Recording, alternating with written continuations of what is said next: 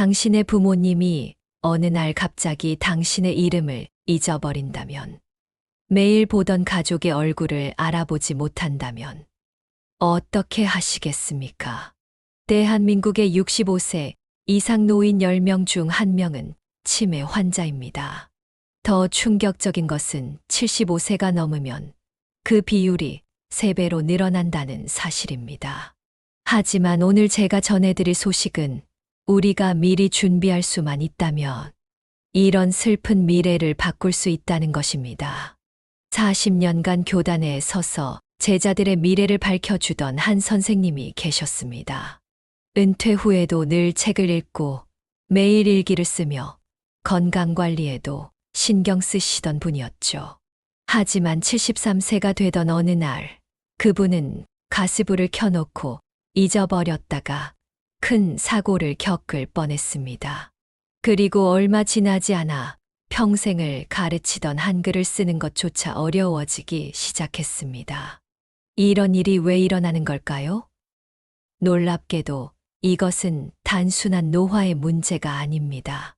오늘 저희 황금빛 노후 채널에서는 노인정신의학 전문의 40년 경력의 김정호 교수님과 함께 70대 이후 급격한 기억력, 저하가 일어나는 진짜 이유와 100세까지 건강한 정신을 유지하는 5가지 비법을 알려드리려고 합니다. 이 영상은 특히 부모님의 건강이 걱정되시는 분들, 그리고 스스로 건강한 노후를 준비하고 계신 분들께 꼭 필요한 내용이 될 것입니다. 영상을 끝까지 시청하시면 여러분의 소중한 가족이 건강하고 행복한 노후를 보내실 수 있는 구체적인 방법을 알게 되실 겁니다. 시작하기 전에 잠시 구독과 좋아요 버튼을 눌러주세요. 구독 버튼은 영상 좌측 하단에, 좋아요 버튼은 그 옆에 있습니다. 여러분의 작은 관심이 더 많은 분들에게 희망을 전하는 힘이 될 것입니다. 특히 오늘의 사연은 제가 지난 10년간 수많은 노인분들을 만나며 경험했던 가장 극적인 변화 사례 중 하나입니다. 40년간 교직에 몸담으며 제자들의 인생을 밝혀주던 한 스승이 어떻게 자신의 기억과 싸워 이겨냈는지, 그리고 그 과정에서 밝혀진 놀라운 비밀은 무엇이었는지 함께 알아보시죠. 이제부터 제가 들려드릴 이야기는 전직 교사 박순자 선생님의 이야기입니다. 6.25 전쟁 고아 출신으로 험난한 시절을 이겨내고 교사가 되어 수많은 제자들의 어머니가 되었던 분이죠. 하지만 은퇴 후 그분에게 찾아온 예기치 못한 시련과 그것을 극복하는 과정에서 발견한 놀라운 치매 예방법은 우리 모두에게 커다란 희망이 되어줄 것입니다. 2023년 10월의 어느 날 박순자 선생님의 아들 민수 씨는 평소와 다른 어머니의 모습에 큰 충격을 받았습니다. 며칠 전부터 이상한 낌새를 눈치챈 며느리의 전화를 받고 주말에 찾아간 어머니의 집. 현관문을 열자마자 코를 찌르는 탄 냄새가 가득했습니다. 어머니, 무슨 일 있으세요? 부엌으로 달려간 민수 씨가 본 것은 가스레인지 위에서 새카맣게 타버린 주전자였습니다. 다행히 가스는 이미 차단되어 있었지만 창문도 열지 않은 채 텔레비전을 보고 계시던 어머니는 그 심각성을 전혀 인지하지 못하고 계셨죠. 더 충격적인 것은 그날 저녁 식사 자리에서 일어났습니다. 초등학교 교사로 40년을 재직하며 수천 명의 제자들의 이름을 모두 기억하시던 어머니가 손녀의 이름을 3번이나 잘못 부르신 겁니다. 미영아 하고 부르시는데 손녀의 이름은 미래였습니다. 박순자 선생님은 6.25 전쟁통에 부모를 잃은 고아였습니다. 하지만 주변의 도움으로 공부를 계속할 수 있었고 마침내 초등학교 교사가 되어 평생을 아이들 교육에 헌신하셨죠. 은퇴할 때까지 단 하루도 결근하지 않으셨다는 것이 그분의 자부심이었습니다. 특히 선생님은 학생들의 이름을 절대 잊지 않는 것으로 유명했습니다. 아이의 이름을 기억한다는 것은 그 아이의 존재를 인정하는 것이라며 40년 동안 가르친 모든 제자들의 이름을 기억하고 계셨죠. 은퇴 후에도 종종 찾아오는 제자들을 보면 어머, 김철수. 너 3학년 때 급식 당번하다가 국그릇 깨뜨렸었지. 하며 웃으시던 분이었습니다.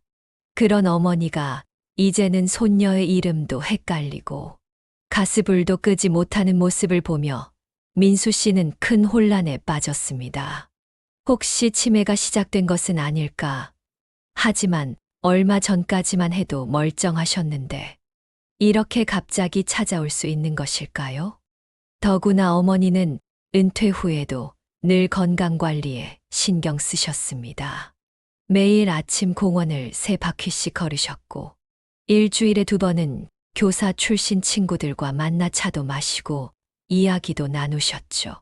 또 매일 밤 일기를 쓰는 것도 40년 넘게 이어오신 습관이었습니다. 하지만 최근 몇 개월 사이 이런 습관들이 하나둘씩 깨지기 시작했습니다. 오랫동안 함께 모임을 가졌던 친구들과의 만남도 조금씩 줄어들었고 매일 쓰던 일기도 띄엄띄엄 쓰게 되었죠. 처음에는 단순히 나이 들면서 생기는 자연스러운 변화라고 생각했습니다. 그러던 어느 날 민수 씨는 어머니의 일기장을 우연히 보게 되었습니다. 반듯한 글씨체로 빼곡히 채워져 있던 예전의 일기장과 달리 최근의 일기들은 한 줄 남짓한 문장들로 채워져 있었고 맞춤법도 틀린 곳이 여러 군데 보였습니다. 40년간 아이들에게 한글을 가르치던 선생님의 일기장이라고는 믿기 힘든 모습이었죠. 민수 씨는 결국 어머니를 모시고 병원을 찾았습니다. 대학병원 노인정신건강클리닉. 그곳에서 만난 김정호 교수는 민수 씨의 예상과는 전혀 다른 이야기를 들려주었습니다. 어머니의 상태가 단순한 노화나 치매의 초기 증상이 아니라는 것. 그리고 그 뒤에 숨겨진 놀라운 진실은 무엇이었을까요? 김정호 교수는 30년 넘게 노인 정신건강을 연구해온 전문가입니다. 그가 박순자 선생님의 상태를 진단한 후 내린 결론은 충격적이었습니다.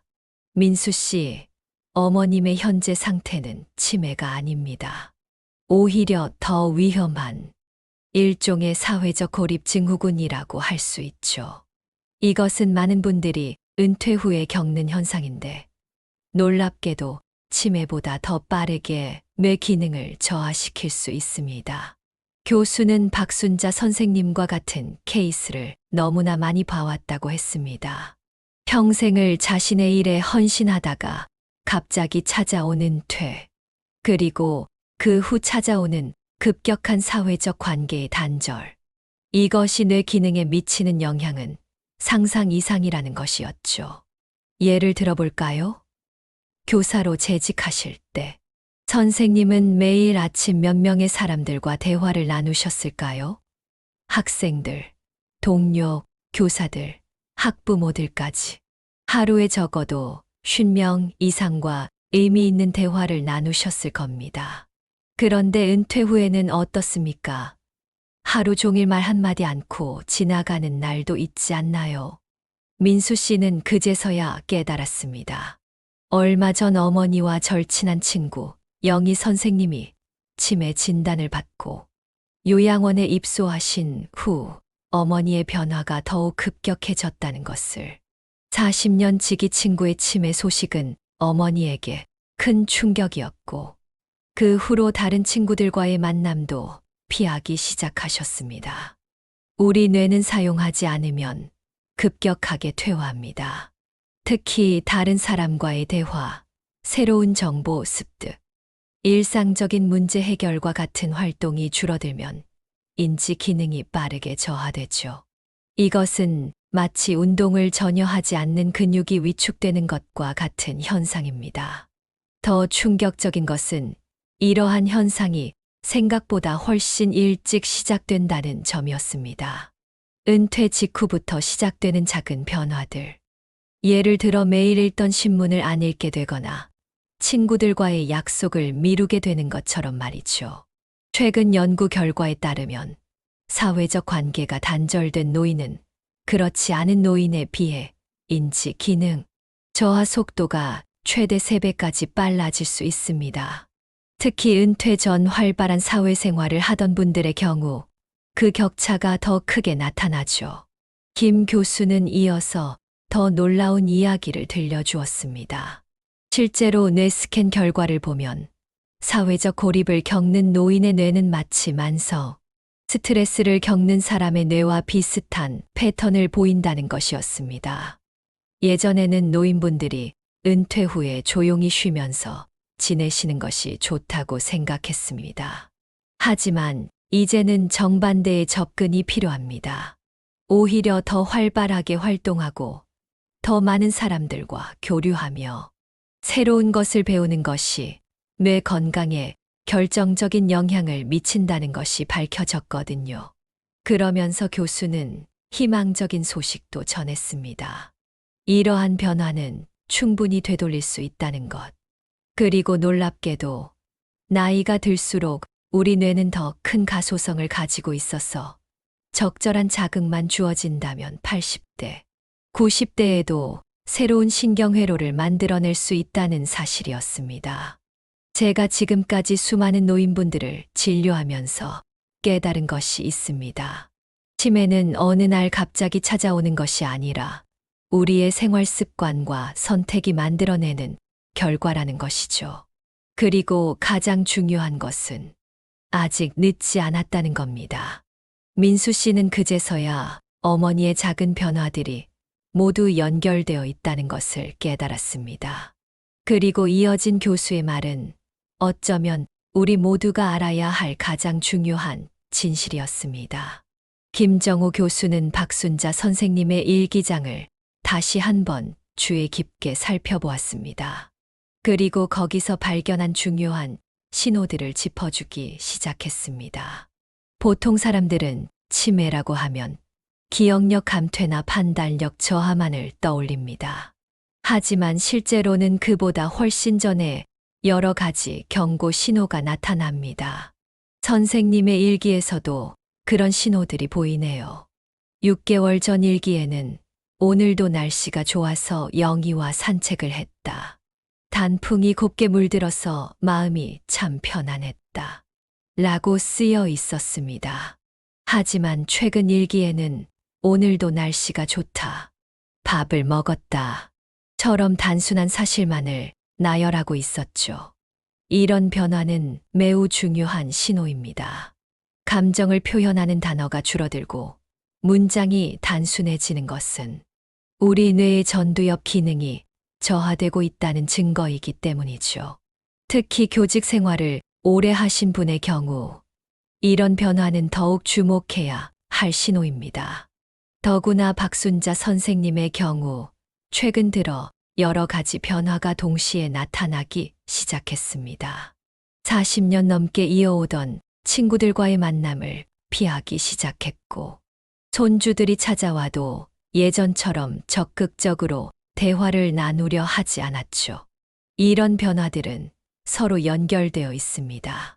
사회적 관계를 피하게 되면 대화할 기회가 줄어들고, 그러다 보면 자연스럽게 언어 능력이 저하됩니다. 그렇게 되면 더욱 대화를 피하게 되는 일종의 악순환이 시작되는 거죠. 특히 우려되는 것은 우울증과의 관계였습니다. 친구 영희 선생님의 치매 소식 이후 박순자 선생님은 자신도 모르게 우울감에 빠져들고 있었던 것입니다. 우울증은 치매의 전조 증상이 될 수 있습니다. 하지만 더 중요한 것은 우울증 자체가 인지, 기능을 급격하게 저하시킬 수 있다는 점입니다. 우울증으로 인해 의욕이 떨어지면 활동량이 줄어들고, 그러면 뇌 기능도 더욱 빠르게 저하되죠. 이런 상황에서 가족들의 반응도 중요한 변수가 됩니다. 민수 씨의 경우처럼 대부분의 자녀들은 부모님의 변화를 알아차리면 크게 두 가지 반응을 보입니다. 첫 번째는 과잉보호입니다. 어머니, 이제 그만 쉬세요. 제가 다 할게요. 하면서 모든 일상적인 활동을 대신해 주려 하는 거죠. 하지만 이것은 오히려 상황을 악화시킬 수 있습니다. 두 번째는 부정입니다. 설마 우리 어머니가 하면서 변화의 신호를 무시하거나 단순히 나이 들어서 그런 거라고 치부해버리는 것이죠. 이건 역시 적절한 대응을 늦추는 결과를 가져옵니다. 실제로 제가 만난 많은 환자분들이 이런 과정을 거치셨습니다. 처음에는 작은 변화들로 시작해서 점점 더 큰 변화로 이어지는, 그리고 그 과정에서 가족들의 적절하지 못한 대응으로 인해 상황이 더욱 악화되는 경우가 많았죠. 그렇다면 우리는 이런 경고 신호를 발견했을 때 어떻게 대응해야 할까요? 김정우 교수는 이어서 매우 흥미로운 제안을 했습니다. 그것은 우리가 알고 있는 모든 상식을 뒤집는 것이었죠. 지금부터 제가 말씀드릴 내용은 어쩌면 충격적으로 들리실 수 있습니다. 하지만 이것은 30년간의 임상 경험과 최신 연구 결과를 바탕으로 한 것입니다. 특히 박순자 선생님처럼 평생을 교육자로 살아오신 분들에게는 더욱 중요한 내용이 될 것 같네요. 김정우 교수가 제시한 해결책은 놀라울 정도로 단순하면서도 혁신적이었습니다. 그가 말하는 뇌 건강을 지키는 5가지 비법은 바로 우리 일상에서 찾을 수 있는 것들이었죠. 첫 번째 비법은 규칙적인 사회적 교류입니다. 여기서 중요한 것은 규칙적이라는 겁니다. 한 달에 한 번 크게 모이는 것보다 일주일에 한 번이라도 짧게 만나는 게 훨씬 효과적이죠. 박순자 선생님의 경우 은퇴 전에는 매일 50명 이상과 대화하셨는데 지금은 하루 종일 말 한마디 않고 지내시는 날도 있다고 하셨죠. 특히 교수는 대화의 질에 대해서도 강조했습니다. 단순히 인사만 하고 지나가는 것이 아니라 의미 있는 대화를 나누는 것이 중요하다는 거죠. 예를 들어 날씨 얘기나 건강 상태를 묻는 것을 넘어서 서로의 생각과 감정을 나누는 대화를 하라는 것입니다. 두 번째 비법은 새로운 도전과 학습입니다. 나이가 들수록 익숙한 것만 찾게 되는데 이것이 가장 위험한 함정입니다. 뇌는 새로운 것을 배울 때 가장 활발하게 활동하거든요. 특히 디지털 기기 사용법을 배우는 것은 놀라운 효과가 있습니다. 실제로 연구 결과에 따르면 스마트폰이나 태블릿 사용법을 배우는 노인들의 뇌 활성도가 크게 증가한다고 합니다. 젊은 세대와의 소통도 자연스럽게 늘어나는 부수적인 효과도 있죠. 세 번째 비법은 신체 활동과 영양 관리입니다. 하지만 여기서 주의할 점이 있습니다. 무리한 운동은 오히려 역효과를 낼 수 있어요. 대신 하루 30분 정도의 가벼운 산책이면 충분합니다. 특히 다른 사람과 함께 걸으면서 이야기를 나누면 운동과 사회적 교류의 효과를 동시에 얻을 수 있죠. 영양 관리에서는 특히 단백질 섭취가 중요하다고 합니다. 나이가 들수록 단백질 섭취가 부족해지기 쉬운데 이는 뇌 기능 저하로 이어질 수 있다는 것이죠. 네 번째 비법은 스트레스 관리와 수면의 질 개선입니다. 많은 분들이 은퇴 후에 오히려 수면의 질이 나빠진다고 호소하세요. 이것은 활동량이 줄어들고 생활 리듬이 깨지기 때문입니다. 해결책은 간단합니다. 매일 같은 시간에 일어나고 낮에 충분히 활동하는 것이죠. 특히 수면 전 스마트폰 사용을 줄이고 대신 독서나 가벼운 스트레칭을 하는 것이 좋다고 합니다. 이것은 뇌를 자연스럽게 휴식 모드로 전환시키는데 도움이 된다고 하네요. 마지막 5번째 비법은 삶의 목적 찾기입니다. 이것이 어쩌면 가장 중요할 수 있어요. 은퇴 후에 많은 분들이 나는 이제 쓸모없는 사람이 되었다고 느끼십니다. 하지만 이것은 큰 오해입니다. 오히려 이때가 자신만의 새로운 삶의 의미를 찾을 수 있는 황금기가 될 수 있죠. 교수는 특히 박순자 선생님의 경우를 예로 들었습니다. 40년간의 교직 경험을 활용해 할 수 있는 일들이 무궁무진하다는 것이었죠.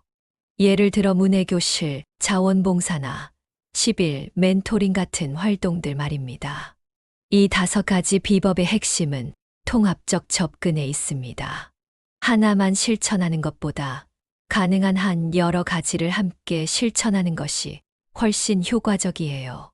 예를 들어 친구들과 함께 운동을 하면서 대화도 나누고 새로운 취미를 배우면서 성취감도 느끼는 식으로 말이죠. 그리고 교수는 매우 중요한 말을 덧붙였습니다. 이 모든 것들이 효과를 보이는 데는 생각보다 긴 시간이 필요하지 않다는 것이었죠.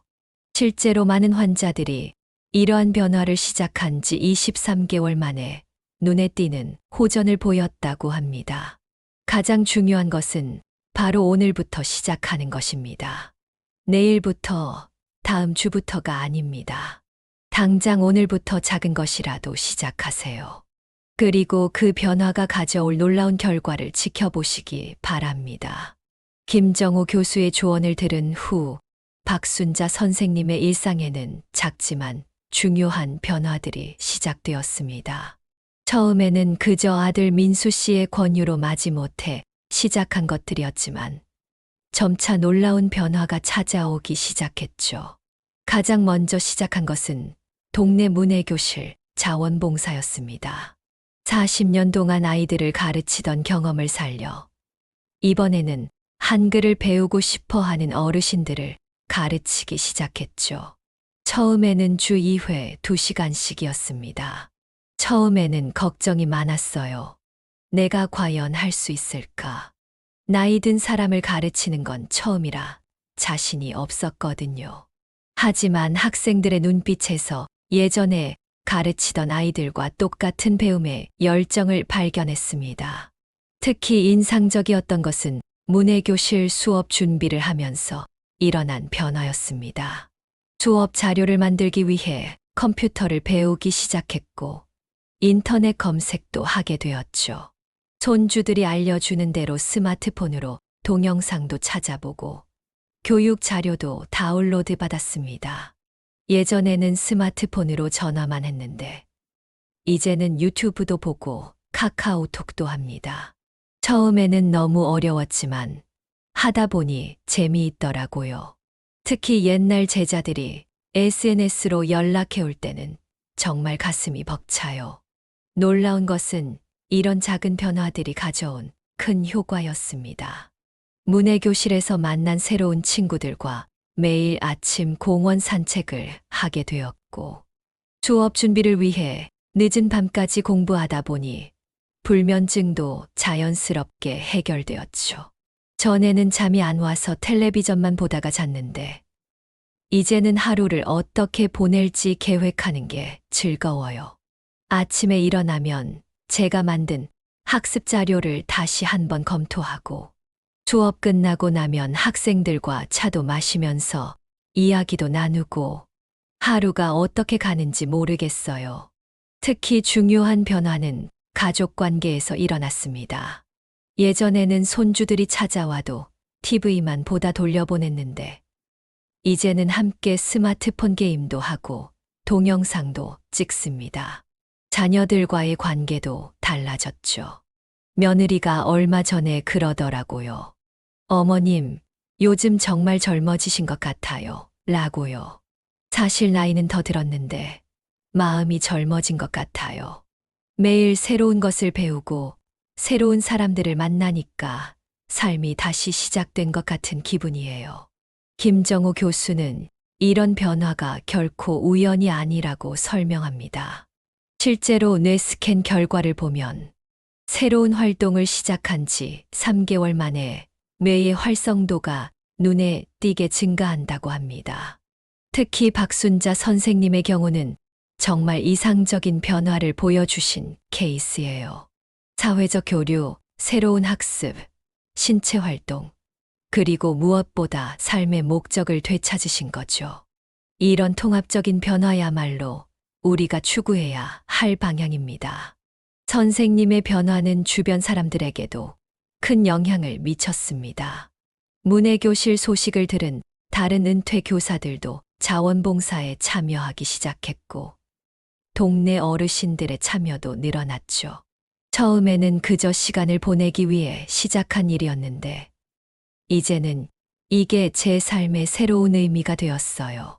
제가 가르치는 어르신들이 글을 읽고 쓰게 되실 때마다 40년 전 제자들을 가르치던 그때의 감동이 다시 살아나요. 그리고 가장 극적인 변화는 바로 어제 있었습니다. 치매 진단을 받고 요양원에 계시던 절친 영희 선생님을 찾아갔을 때였죠.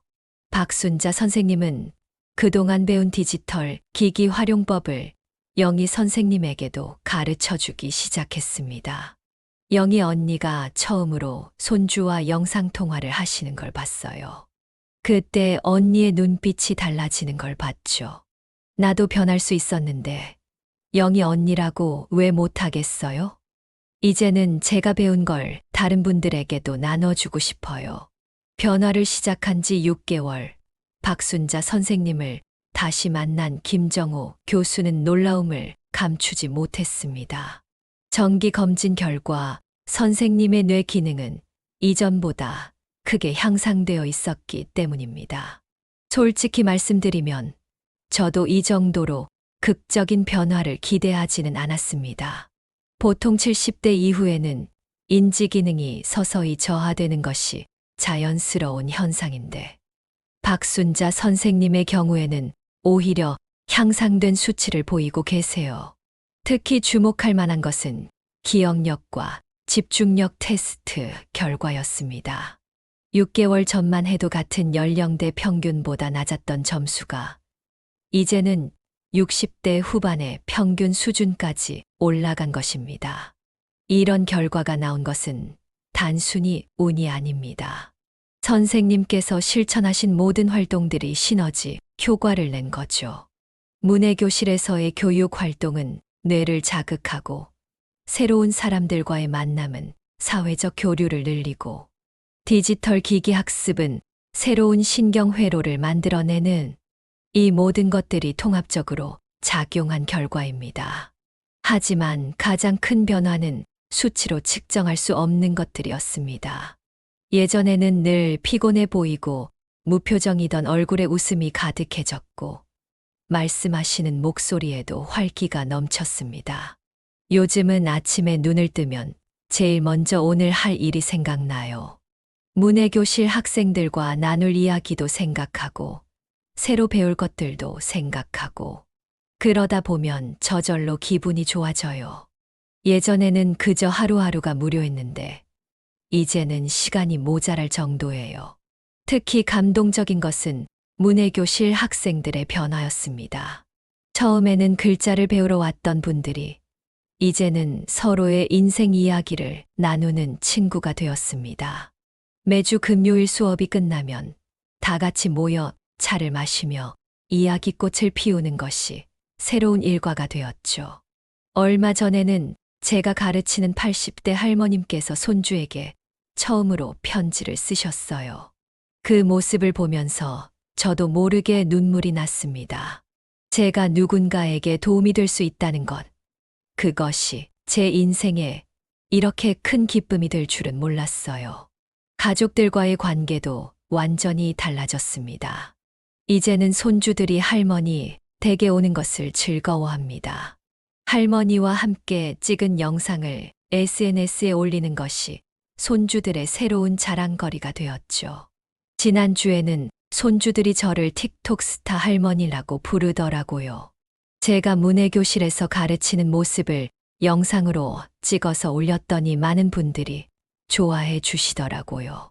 처음에는 부끄러웠는데 이제는 그것도 재미있어요. 김정우 교수는 이런 변화야말로 진정한 치매 예방이라고 강조합니다.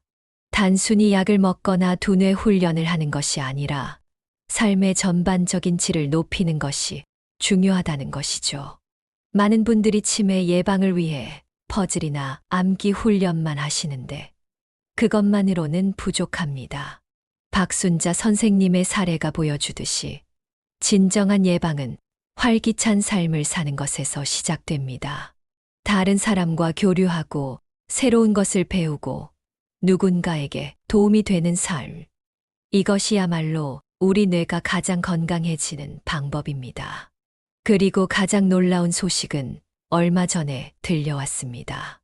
요양원에 계시던 영희 선생님이 박순자 선생님의 문해교실에서 보조 교사로 활동을 시작하신 것입니다. 영희 언니가 처음으로 수업을 도와주셨을 때 언니의 눈빛이 예전에 그 반짝이는 모습으로 돌아오는 걸 봤어요. 그때 깨달았죠. 나이는 숫자에 불과하다는 걸.